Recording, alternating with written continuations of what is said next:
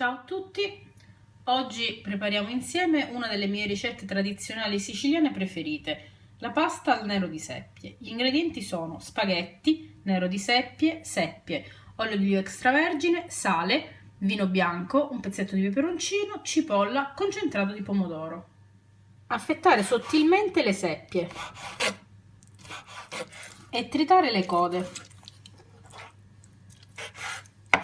Tritare finemente la cipolla.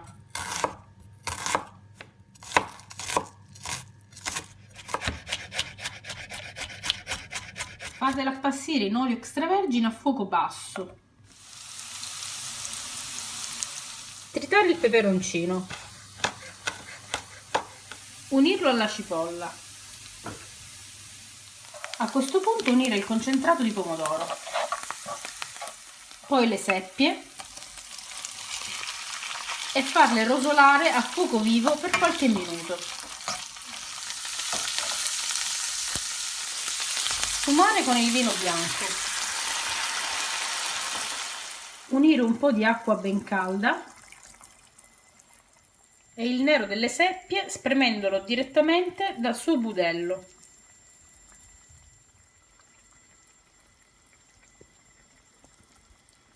Mescolare e cuocere per 20 minuti o finché le seppie non saranno tenere. Durante la cottura aggiustare di sale.